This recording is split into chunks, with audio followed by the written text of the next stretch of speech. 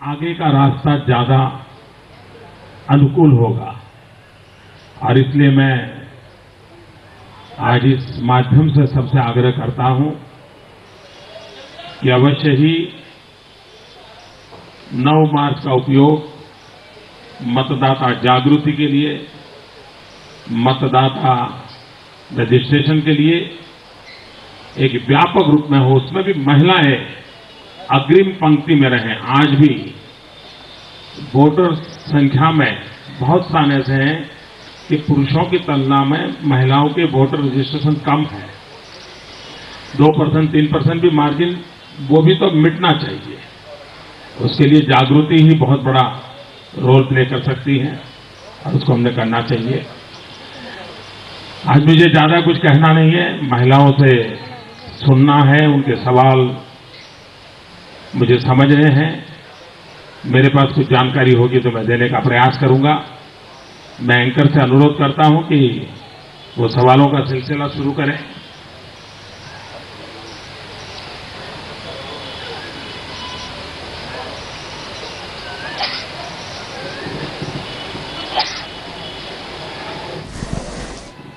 चलिए हम अपना पहला प्रश्न लेते हैं और इलाहाबाद चलते हैं। वहां पे काफी भीड़ जुटी हुई है, बहुत इंतजार किया है उन्होंने मिस्टर मोदी का, और अब मोदी जी उनके सवालों का जवाब देंगे। पहले हम चलते हैं इलाहाबाद। मोदी जी नमस्कार। मैं प्रयाग की सभी महिलाओं की तरफ से आपका अभिनंदन करती हूं। आपने कई बार लेकर से आगे निकल के नेशन बिल्डर बनने के लिए कहा है कि वो नेशन मेकर बने। ये किस प्रकार संभव है? आप प्रधानमंत्री बनने के बाद इसको कैसे लागू करेंगे, मैं ये जानना चाहती हूँ।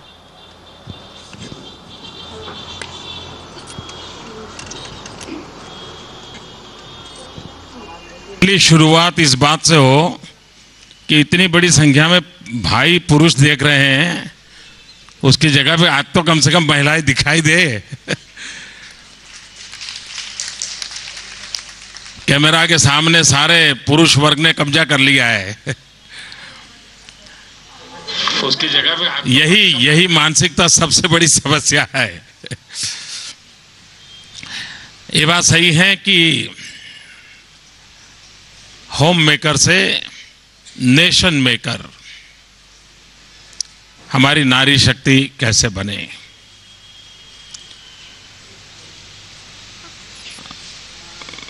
वैसे आज जो नारी की भूमिका है उसमें भी नेशन बिल्डिंग का बहुत बड़ा काम हो ही रहा है, इसका हम इनकार नहीं कर सकते। जिस माँ ने छत्रपति शिवाजी को जन्म दिया होगा, जिस माँ ने अब्दुल कलाम को जन्म दिया होगा, जिस माँ ने सचिन तेंदुलकर को जन्म दिया होगा, जिस माँ ने ऐसी सक्षम हमारी बेटियों को जन्म दिया, साहस करने के लिए अवसर दिया, उन माताओं ने भी बहुत बड़ा कंट्रीब्यूशन किया है, बहुत बड़ा कंट्रीब्यूशन किया है। लेकिन उसके साथ साथ ये भी उतना ही महत्वपूर्ण है, एक जो सबसे बड़ा संकट मैं हमेशा अनुभव करता हूं वो है भेदभाव। सारी समस्याओं के जड़ में है भेदभाव। परिवार में भी बेटे की तरफ देखने का दृष्टिकोण एक, बेटी की तरफ देखने का दृष्टिकोण दूसरा। बगल के गांव में पढ़ने के लिए जाना है, बेटा है तो हाँ बेटा जाओ, बेटी है नहीं बेटा दूसरे गांव में तुम मत जाओ। ये जो एक फियर साइकोसिस भी है, एट द सेम टाइम भेदभाव भी है। इससे मुक्ति पाना, इसके लिए एक सामाजिक जागरण भी, अवसर भी, ये वातावरण बनाना बहुत आवश्यक है। समय की मांग है कि नारी के लिए कुछ चीजों के विषय में नो कॉम्प्रोमाइज एटीट्यूड होना चाहिए। जन्म लेने का स्वातंत्र आज नहीं है। आज हम सेक्स रेशियो देखें तो कितनी पीड़ा होती है। उसको जन्म लेने का स्वातंत्र्य हो, उसको शिक्षा पाने का स्वातंत्र्य हो, उसको स्वस्थ रहने के लिए जो कुछ भी आवश्यक है उसको पाने का स्वातंत्र्य हो, शादी कब करनी उसका निर्णय करने का उसको स्वातंत्र्य होना चाहिए, परिवार कब बनाना उसका स्वातंत्र्य उसको मिलना चाहिए, परिवार कितना बड़ा बनाना, 2 बच्चे चाहिए, 3 चाहिए, 1 चाहिए, नहीं चाहिए, उसकी आवाज होनी चाहिए, उसको स्वतंत्रता होनी चाहिए, उसको कैरियर तय करने की स्वतंत्रता होनी चाहिए। हर चीज अगर उसकी किसी और पर डिपेंडेंट होगी तो वो परिणाम हम चाहते हो नहीं मिलेगा। और इसलिए भेदभाव से मुक्ति कैसे मिले, और मैंने जैसे कहा freedom of birth, freedom of education, ऐसी अनेक बातें हैं जिस पर अगर हम बल देते हैं तो हम इच्छित परिणाम प्राप्त कर सकते हैं।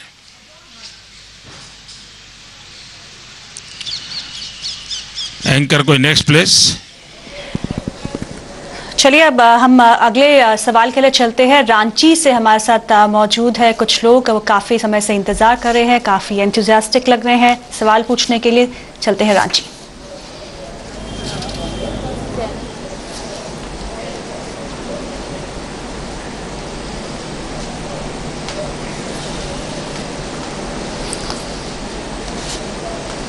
रोका हुआ है आम महिलाओं के लिए आप विकास के आपके पास क्या है?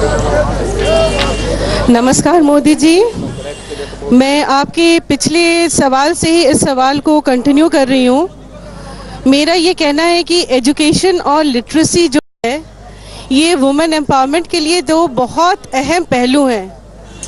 और अब जहाँ even after 60 years of independence हम लोग अभी भी 20% पुरुष से लिटरेसी के लेवल में हम अभी भी पीछे हैं, और झारखंड जैसा एक राज्य में इसका और भी ज़्यादा प्रभाव है। तो इस पे क्या हम लोग कुछ कर सकते हैं? इस पे हम लोग कुछ और क्या कोई चर्चा कर सकते हैं, या इस पे हम कोई विशेष ध्यान दे सकते हैं क्या?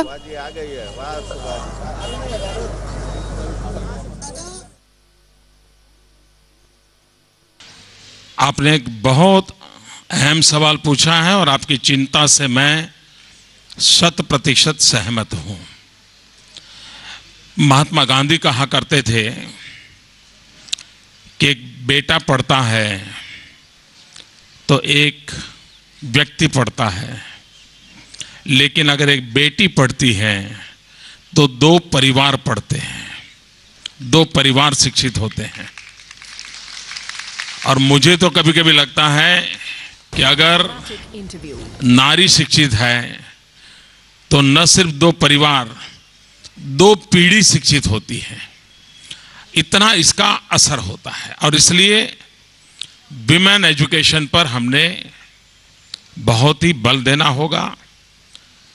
मैं जब नया गुजरात में मुख्यमंत्री बना तो गर्ल चाइल्ड एजुकेशन में हमारी हालत बड़ी खराब थी, बहुत पीड़ादायक थी। पहले ही वर्ष से हमने मन में ठान ली कि हम कुछ करेंगे। इतने साल हो गए, 10-12 साल हो गए मुझे, हर वर्ष 13, 14, 15 जून The dramatic interview. है, or do we as Indian women have to live in fear forever? Thank you.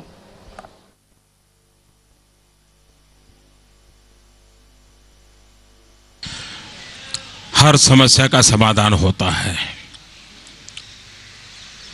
इरादा चाहिए, नियत चाहिए। कुछ चीजें हैं जिसको हम रास्ते निकाल सकते हैं। जैसे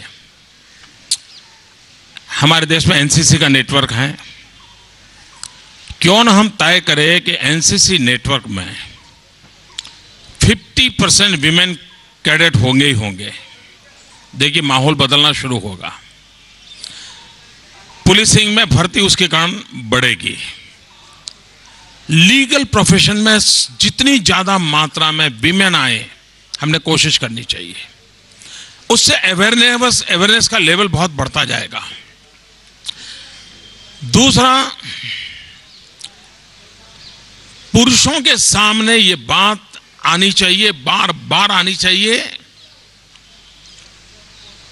और उनको हर पल कोई भी पुरुष पाप करता है तो हर पुरुष को उसकी शर्मिंदगी होनी चाहिए। आज क्या होता है, उसने किया, ये उसने किया, उससे नहीं चलेगा।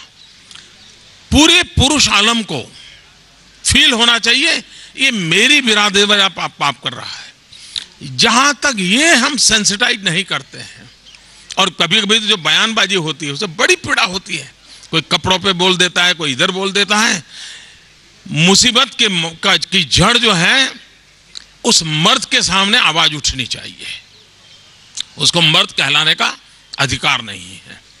दूसरा, बातों से नहीं होता है। देखिए कैसे देश को मिसगाइड किया जा रहा है। पिछले बजट में भारत सरकार ने निर्भया कह करके 1000 करोड़ रुपीस का बजट दिया विमेन सेफ्टी के विषय को लेकर के। आज मुझे दुख के साथ कहना है, मेरी जानकारी है 1000 करोड़ में से 1 रुपया खर्च नहीं हुआ है। इतना ही नहीं, इस बार फिर बजट में निर्भया के लिए 1000 करोड़ स्कीम में 1000 करोड़ दूसरा डाला, कुछ नहीं हुआ। इतना ही नहीं, अभी कुछ दिन मैंने पहले पढ़ा था, सच झूठ मैंने इंक्वायरी नहीं की है, मैंने अखबार में पढ़ा था, विमेन के लिए 181 कॉल सर्विस शुरू की गई और कहते हैं कि वो बंद हो गई। क्यों बंद हो गई? तो वो जो कॉल सेंटर में काम करने वाले लोग थे उनको सरकार ने पेमेंट नहीं किया। ये चीजें जो है बताती हैं कि भाई कितना नॉन सेंसिटिव एटीट्यूड है, ये क्या क्या तरीका है। हर पुलिस स्टेशन में सीसीटीवी कैमरा क्यों ना हो, पुलिस थाने में महिलाएं आती हैं तो उनको रिस्पेक्टेबल व्यवस्था से उनके लिए अलग कमरे में बातचीत करने की व्यवस्था हो। पुलिस थाने में एक विमेन पुलिस अफसर हो, जो कोई भी महिला आती है तो तुरंत उसको अटेंड करें। छोटी छोटी इन चीजों को अगर हम एक जाल बना दें तो अपने आप में परिस्थितियों को हम पलट सकते। हमने एक छोटा सुझाव मैंने दिया था नॉर्थ ईस्ट के सभी चीफ मिनिस्टर्स को, या नॉर्थ ईस्ट की सब लेडीज बैठी हैं, मैंने उनको रिक्वेस्ट किया था कि मैंने गुजरात के लिए किया था, मैंने कहा था कि मैं आपके हर स्टेट से 200 विमेन पुलिस को गुजरात 2 साल के लिए ले जाने के लिए तैयार हूं, और हर 2 साल के बाद नई बैच। 8 स्टेट हैं मान लीजिए सिक्किम के साथ, तो 1600 विमेन पुलिस अगर गुजरात में आती है, 2 साल रह करके वापस जाती है। अब देखिए, नेशनल इंटीग्रेशन के लिए, at the same time north east के टूरिज्म के लिए, at the same time police के मोरल को हाई करने के इस पाने प्रयोगों का कितना बड़ा फायदा हो सकता है। खैर, हमारे नॉर्थ ईस्ट के मित्रों ने मुझे अभी तक उसके लिए कोई रिस्पॉन्ड नहीं किया है। कहने का तात्पर्य है कि हम इन सारे विषयों को अगर योजना तरीके से करें, कानून है लेकिन कानून से भी बढ़कर बात होती है नीयत की। अगर नीयत है तो स्थितियों को लिए, और स्पीडी जस्टिस जब होगा ना तो थोड़ा भय पैदा होगा, उसके लिए प्रयास होना चाहिए।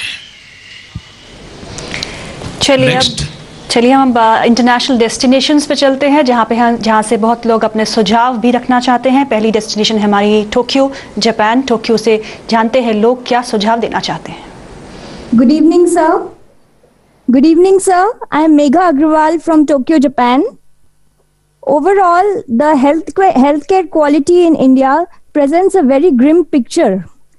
My question here is that especially for the maternity area in the rural cities of India or rural places in India, many women are losing their lives due to lack of healthcare and proper aid.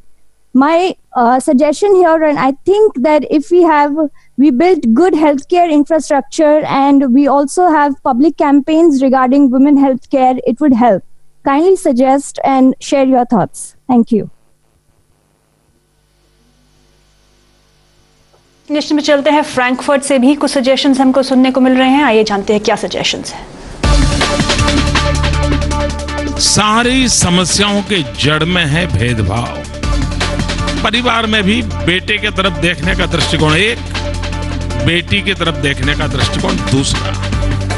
बहनों की भूमिकाएं, महिलाओं की भूमिकाएं जितनी व्यापक होगी, जितनी असरकारक होगी, उतना ही आगे का रास्ता ज्यादा अनुकूल होगा। होम मेकर से नेशन मेकर हमारी नारी शक्ति कैसे बनेगी।